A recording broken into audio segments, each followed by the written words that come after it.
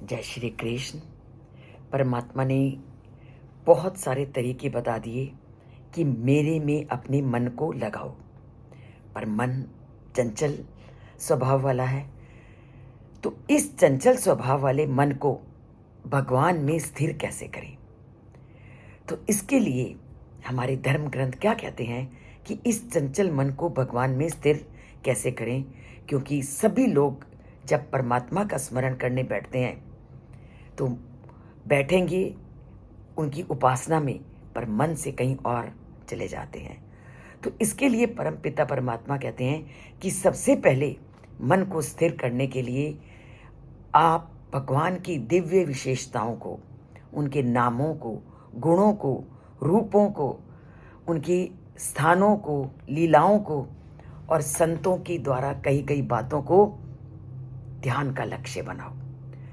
और क्योंकि ये सब चीज़ें भी उस परमात्मा का एक अभिन्न अंग है तथा उनकी सभी दिव्य शक्तियों से युक्त हैं।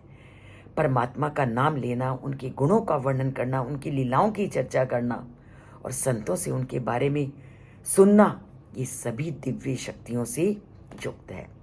इसलिए जो परमात्मा से नाता जोड़ना चाहता है वह इनमें से किसी भी एक को अपने जीवन का लक्ष्य बनाए, उसका ध्यान करे और परमात्मा को के साथ अपने मन को स्थिर करने का प्रयत्न करे।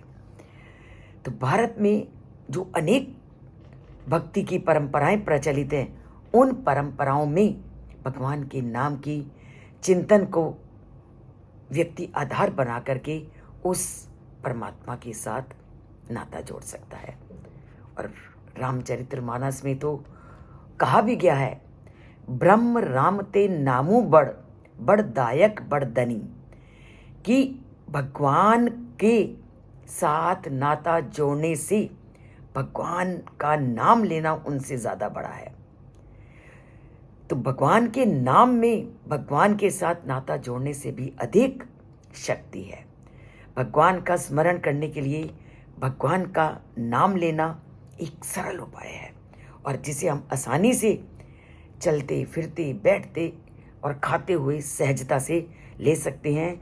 और जब इन सब परिस्थितियों में उनका नाम लेते हैं तो धीरे धीरे उनसे हमारा नाता जुड़ता है।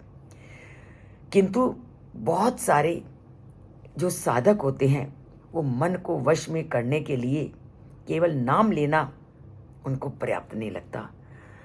अनंत जन्मों के संस्कार के कारण जो मन है स्वाभाविक रूप से रूप की ओर आकर्षित होता है और भगवान के रूप को आधार बनाकर की गई साधना स्वाभाविक और सरल होती है।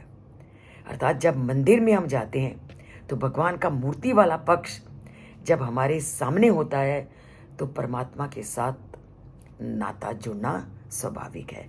तो हम और आप और हमारे जैसे अन्य लोग भी हैं जो रूप का ध्यान करने के माध्यम से उस परमात्मा को पाना चाहते हैं या उनसे नाता जोड़ना चाहते हैं। एक बार जब मन भगवान में लग जाता है तब फिर हम आगे चलकर भगवान के गुणों, उनके सौंदर्य, उनके दिव्य ज्ञान, प्रेम, करुणा, कृपा का अपने आप चिंतन करने लगते हैं और उन पूरी की पूरी छवि हमारे मन में हमेशा छाई रहती है। तो केवल आवश्यकता है आरंभ में मन को परमात्मा की ओर लगाने से। तो प्रयत्न करिए परमात्मा में अपने मन को लगाने के लिए जो भी पद्धति आपको अच्छी लगती है उसको अपनाइए और परमात्मा के साथ नाता जोड़िए।